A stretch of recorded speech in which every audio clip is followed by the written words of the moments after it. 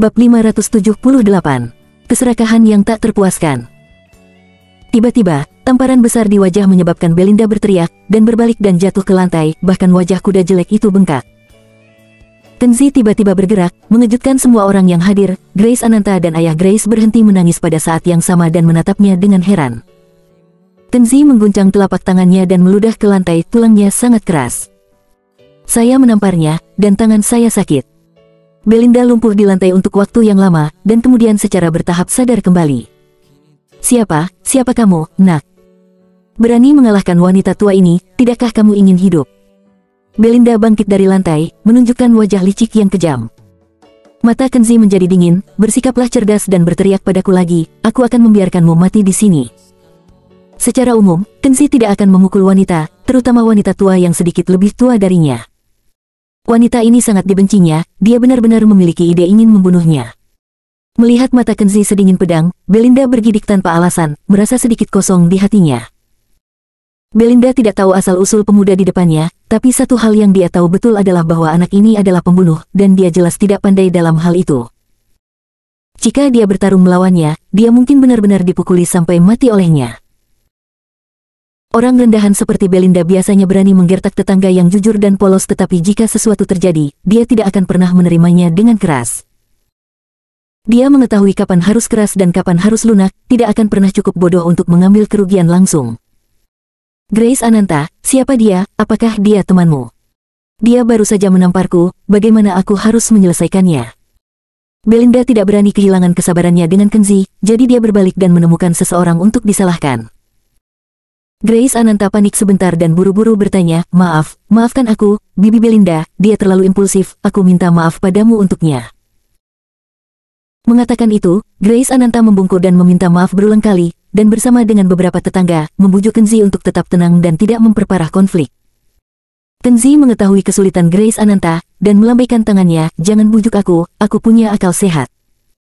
Aku tidak akan membuat masalah pada Paman Ananta dan Grace Ananta, aku hanya akan membantu mereka memecahkan masalah.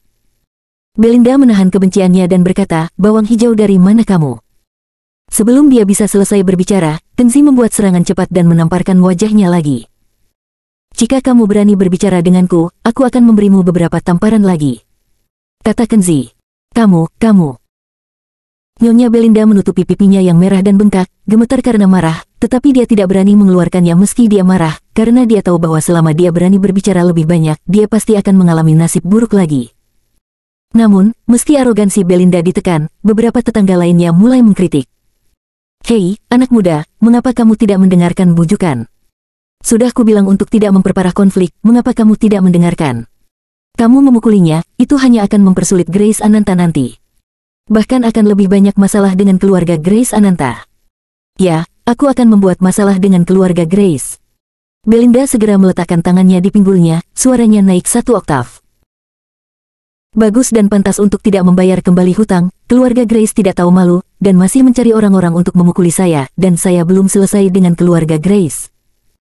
Setelah mendengar ini, ayah Grace berbaring di tempat tidur hampir muntah darah dan menunjuk putrinya.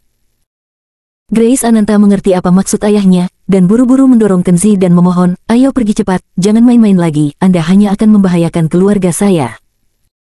Kenzi acuh tak acuh, mengeluarkan kartu bank, dan berkata dengan keras, Belinda, ambil ini untuk membeli obat dan keluarga Grace, hutangnya ada di kepalaku. Setelah dia selesai berbicara, dia melempar kartu bank di atas meja, dan dengan sekejap, semua orang di ruangan itu tercengang. Kayak itu keren. Kartu yang bertulis $100.000. Kenzi membuangnya santai, tetapi secara tidak sengaja memainkan peran dalam berpura-pura menjadi pemaksa, membuat semua orang terpana. Belinda kembali sadar, dan buru-buru melompat seperti anjing untuk mengambil kartu bank, mempertanyakan, $100.000, apakah Anda benar-benar ingin membayar hutang keluarga Grace?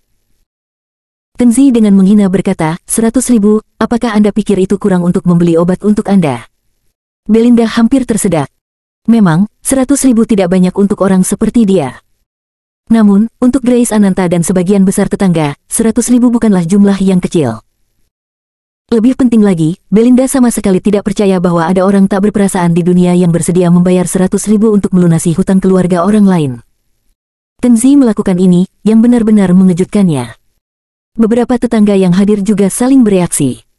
Mata mereka berubah ketika melihat Kenzi. Mereka semua tersenyum dan bertepuk tangan. Tuan, siapa namamu? Kami akan berterima kasih untuk ayah dan anak perempuan keluarga Grace. Ya, aku harus berterima kasih, pemuda ini baik. Ayah Grace bersemangat bangun dan berjuang untuk bangun. Grace, cepat, bantu aku. Anak muda, aku tidak tahu kapan aku bisa mendapatkan kembali 100.000-mu. Aku akan bersujud padamu. Jangan, itu hanya masalah kecil, jangan lakukan ini. Kenzi bergegas mendekat dan menghiburnya beberapa patah kata, tetapi ayah Grace bersemangat dan memegang tangannya erat-erat, tidak bisa berkata-kata. Grace Ananta tersedak dan berkata, Kenan, terima kasih telah membantuku, aku benar-benar tidak tahu harus berkata apa. Dia hanya mengenalnya selama sehari, dan dia bersedia membantu dirinya sendiri tanpa pamrih. Grace Ananta menatapnya dengan air mata yang dipenuhi dengan emosi yang dalam. Kenzi menepuk lengannya dan memberinya senyuman, ini bukan masalah sepele, kamu tidak perlu mengingatnya. Ngomong-ngomong, kenapa kamu tidak membicarakan penyakit ayahmu? Kebetulan saya tahu beberapa keterampilan medis. Mungkin dengan sedikit usaha, saya bisa menyembuhkan ayahmu. Kata Kenzi dengan santai, ruangan itu tiba-tiba menjadi sangat sunyi, semua orang terkejut dan matanya penuh keraguan dan ketidakpahaman. Tidak ada yang akan percaya bahwa pasien lumpuh dapat disembuhkan begitu saja. Ini adalah masalah akal sehat medis sederhana. Hemiplegia telah lama dinilai sebagai penyakit yang tidak dapat disembuhkan oleh komunitas medis global. Jika seseorang dapat pulih, itu hanya dapat diklasifikasikan sebagai keajaiban. Kemungkinan ini kurang dari 1 dalam 100.000. Tapi apa yang dia katakan adalah pernyataan yang meremehkan, bahkan membuat orang merasa sedikit keterlaluan. Dikatakan bahwa tetangga ini tidak percaya, dan bahkan Grace Ananta dan ayah Grace sendiri tidak percaya. Mereka hanya menebak-nebak dalam hati, ada apa dengan pemuda ini, dia baik-baik saja sebelumnya, mengapa dia berbicara bodoh saat ini? Belinda menahan untuk waktu yang lama, dan sekarang dia akhirnya menemukan kesempatan, mencibir dan mencibir. Saya dapat melihatnya dengan jelas, ternyata orang ini memiliki masalah dengan pikirannya, tidak hanya membayar uang untuk orang lain, tetapi juga mengobati penyakit orang lain, dan dia pikir, bawang macam apa dia, bahkan hadiah Nobel dalam kedokteran tidak dapat menyembuhkan kelumpuhan, tetapi dia berani menyombongkan diri di sini, otak orang ini pasti salah. Kenzi memandangnya, jijik di dalam hatinya, dan berkata, aku akan memberimu 3 detik, cepatlah pergi, dan jika tidak, aku akan mematahkan kakimu. Belinda sangat ketakutan olehnya sehingga dia mundur, dan tiba-tiba dia cukup berani untuk keluar dan berkata, saya tidak akan pergi, kecuali Anda membayar bunga puluhan ribu, dan sepenuhnya menyelesaikan hutang keluarga Grace. Dia buru-buru menemukan IOU dari tas pada saat itu, memegangnya erat-erat di tangannya, dan mengangkatnya tanpa rasa takut. Ayah Grace menjadi cemas, menunjuk ke IOU, dan berkata, kamu mengatakan di depan umum bahwa itu tidak dihitung sebagai bunga saya, selama saya membayar kembali pokoknya, para tetangga juga telah mendengarnya. Ya, beberapa tetangga mereka mengangguk, Nyonya Belinda, Anda tidak baik. Anda berjanji bulan lalu bahwa Anda tidak akan menghitung bunga, jadi bagaimana Anda bisa mengatakan itu? Belinda mendengus dan berkata dengan arogan, yang terakhir, bulan lalu adalah bulan lalu, yang berbeda dari situasi saat ini. Tidak ada yang membayar hutangnya untuknya bulan lalu. Mengingat keluarganya miskin, akan sia-sia untuk meminta lebih, jadi saya hanya ingin menyimpannya. Sekarang keluarganya diberkati. Sekarang, ada seorang kaya yang bersedia membayar hutang untuk keluarganya, tentu saja aku harus menghitung bunganya dengan jelas, aku tidak bisa mengambil kerugian ini. Kamu. Ayah Grace menunjuknya dengan gemetar, hampir muntah darah. Melihat wajahnya yang tak pernah puas, Kenzi diam-diam mengerutkan kening, ingin menginjaknya sampai mati. Bab 579. Akupuntur magnetik untuk mengobati racun. Di bawah kecaman beberapa tetangga, Belinda menolak untuk menyerah sedikit pun, mengatakan bahwa dia harus menghitung uang bunga dengan keluarga Grace, jika tidak, dia akan terus membuat masalah, menyebabkan keluarga Grace melompat. Di hadapan bajingan Belinda seperti kompor, Kenzi diam-diam mengerutkan kening, berniat memberinya pelajaran yang mendalam. Bukankah Belinda sangat rakus akan uang, jadi biarkan dia kehilangan sejumlah uang dengan sia-sia. Kenzi tiba-tiba tersenyum dingin dan berkata, Belinda, bukankah itu hanya beberapa bunga uang? Tidak masalah, aku akan membantu keluarga Grace menyelesaikannya untukmu. Ayah Grace, Grace Ananta, dan beberapa tetangga semuanya tercengang setelah mendengar ini. Mereka tertegun, Belinda secara pribadi berjanji bahwa uang bunga ini tidak dapat dihitung. Belinda terlalu bangga, dan Kenzi adalah anak yang baik, dan dengan sinis berkata, bukankah ini benar? Jika Anda mau untuk membantu keluarga Grace, kamu harus membantu sampai akhir. Jika kamu hanya melakukan setengah dari perbuatan baik, jadi apa artinya itu? Wanita tua ini sudah membuat keluarga Grace menderita, dan pasti akan terus menamparkan wajahnya. Mendengarnya mengucapkan kata-kata kasar seperti itu, semua orang marah. Kenzi tidak marah, dan berkata sambil mencibir, Belinda, apa gunanya meributkan uang bunga? Karena kamu sangat menyukai uang, aku akan bermurah hati dan memberimu kesempatan untuk menghasilkan lebih banyak uang, terserah kamu berani atau tidak berani menerimanya. Bagaimana jika kita bertaruh bahwa dalam 10 menit, aku bisa menyembuhkannya penyakit Paman Ananta dan membuatnya berdiri lagi. Ketika Kenzi mengatakan ini, semua orang ketakutan. Apa yang dia katakan, untuk menyembuhkan penyakit Tuan Ananta dalam waktu 10 menit, dan bertaruh dengan Belinda. Ya Tuhan, apakah pemuda ini linglung? Tuan Ananta lumpuh pada anggota tubuhnya, tapi dia begitu berani. Walaupun pilek, tidak bisa disembuhkan dalam 10 menit. Apakah orang ini benar-benar bermasalah dengan otaknya? Ada berbagai suara dari beberapa tetangga, dan mereka semua memandangnya dengan curiga. Bahkan Grace Ananta sedikit bingung, Kenan ini, yang baru mengenal satu sama lain selama sehari, tampaknya benar-benar memiliki masalah dengan otaknya. Jika itu adalah orang normal, bagaimana dia bisa mengucapkan kata-kata abnormal seperti itu, dan juga bertaruh dengan orang lain? Kamu. Belinda sedikit bingung pada awalnya, tetapi kemudian dia bereaksi dan berkata dengan penuh semangat, kamu benar-benar ingin bertaruh denganku. Kenzi mengangguk. Belinda berseru, bertaruh, berani bertaruh dengan wanita tua ini, siapa yang pernah ditakuti oleh wanita tua ini dalam hidupnya?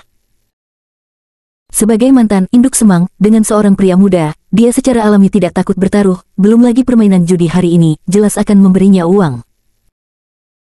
Apalagi ini cerita aneh di dunia untuk membuat orang lumpuh berdiri dalam 10 menit, karena dia telah melihat begitu banyak cerita hantu sehingga otaknya memiliki gelembung. Jelaskan, berapa banyak yang ingin kamu pertaruhkan? Belinda bersemangat, diam-diam menahan kegembiraannya, melihat Kenzi sebagai orang bodoh. Jika berani bermain judi seperti ini dengannya, dia harus memainkan pertandingan besar dan menyembelih babi gemuk ini. Aku akan bertaruh sebanyak yang kamu mau. Kenzi melihat wajahnya yang serakah di matanya, dan hanya mencibir di dalam hatinya.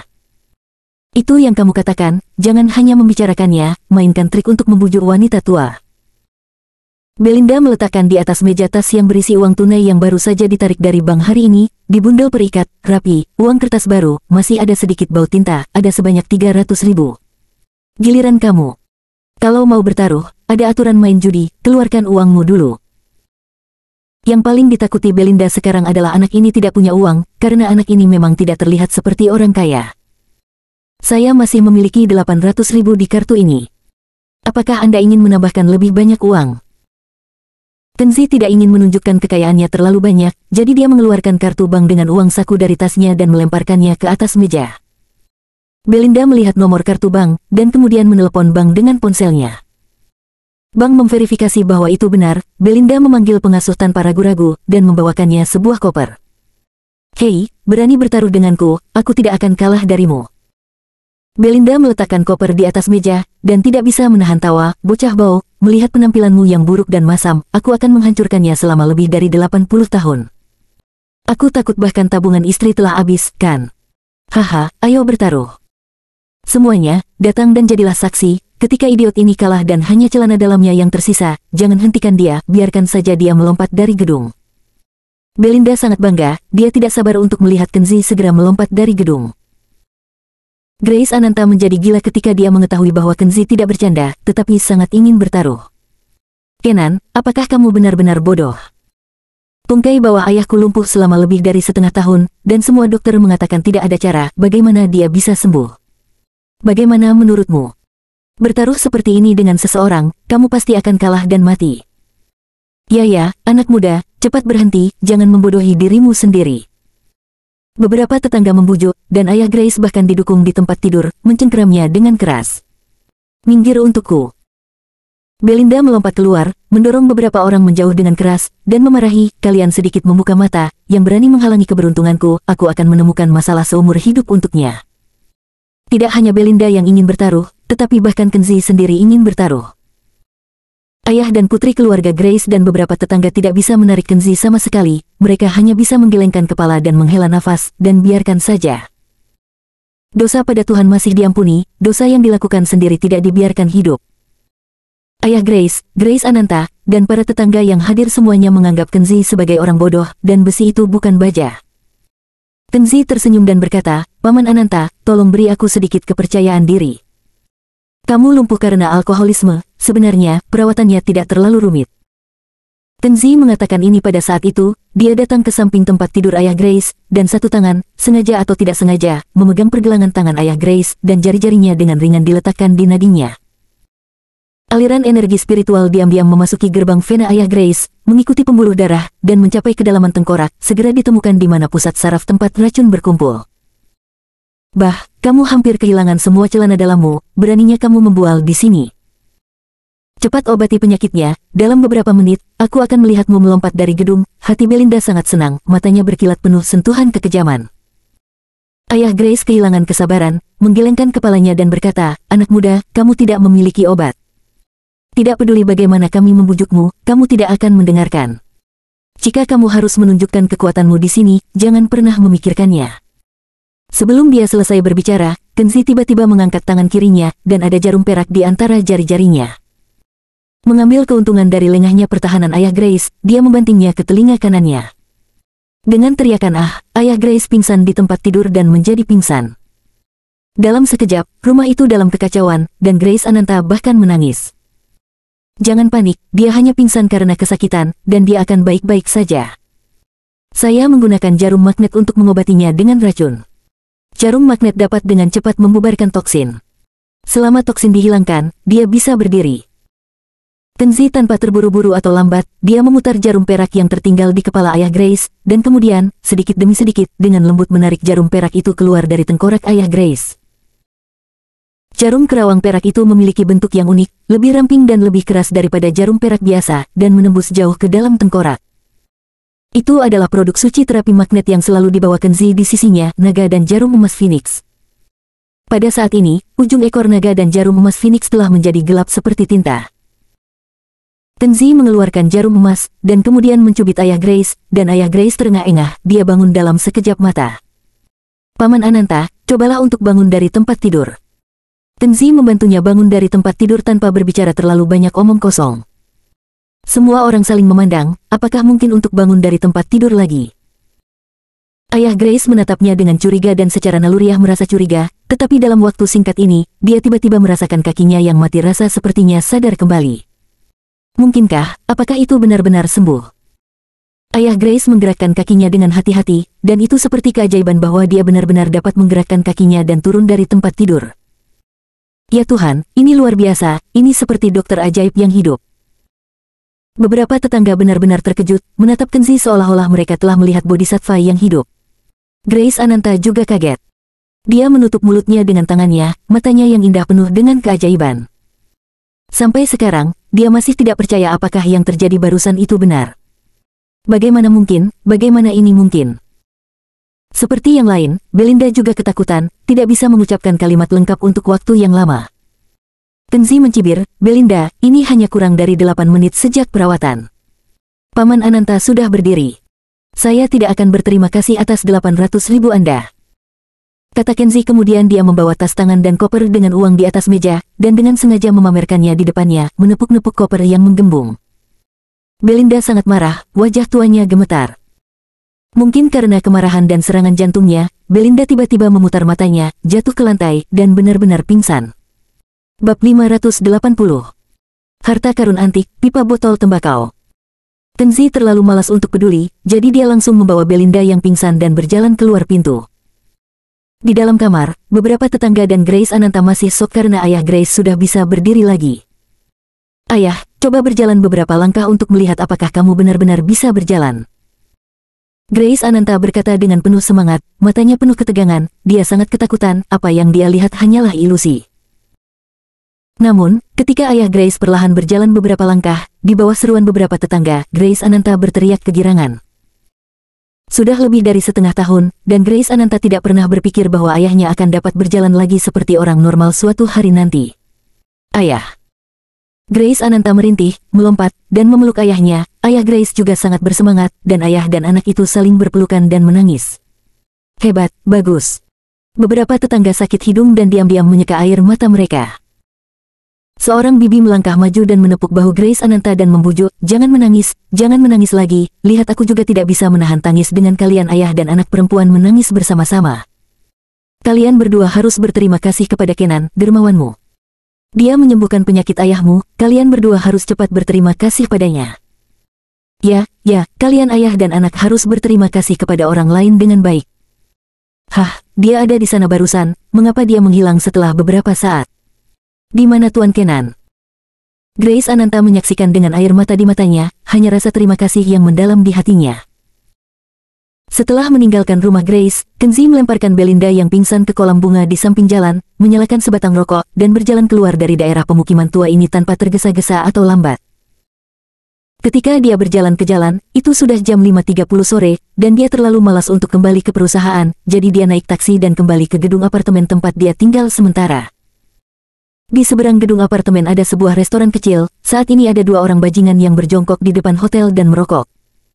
Melihat taksi yang diparkir di lantai bawah di apartemen, sosok Kenzi turun dari taksi. Kedua bajingan itu segera menjatuhkan puntung rokok mereka, mendorong kursi roda keluar dari hotel, dan dengan sengaja melewati Kenzi. Kedua bajingan ini secara alami adalah saudara-saudara dari bawahan Duran Garda, dan pemuda di kursi roda yang mengerang sedih dan wajahnya pucat karena kesakitan adalah Rifan, yang kakinya patah oleh Duran Garda sendiri. Alasan pengaturan ini secara alami adalah bahwa Kenzi harus melihat dengan matanya sendiri bahwa Duran Garda tidak bermaksud memaafkan Rifan, dan ingin Rifan menjadi orang lumpuh seumur hidup. Kenzi meliriknya sebentar, tetapi mengabaikan kedua bajingan yang mengangguk itu dan naik ke atas sendirian. Setelah mendapatkan laporan telepon dari adik laki-lakinya, Duran Garda menghela nafas pelan, lalu dia membuka laci dan mengeluarkan botol tembakau yang sangat indah, berniat memberikan barang antik berharga ini sebagai hadiah kepada Kenzi. Levi Louis secara khusus menjelaskan kepadanya ketika dia meninggalkan ibu kota provinsi. Kenzi memiliki latar belakang yang hebat dan sangat cakap. Jika klub serigala jalanan ingin berkembang lebih jauh, dia harus berteman lebih banyak dengan Kenzi.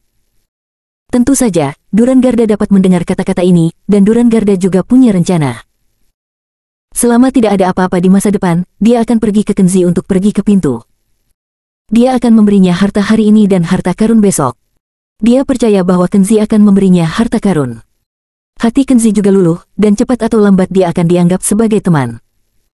Duran Garda membawa seorang antek dan bergegas ke apartemen Kenzi.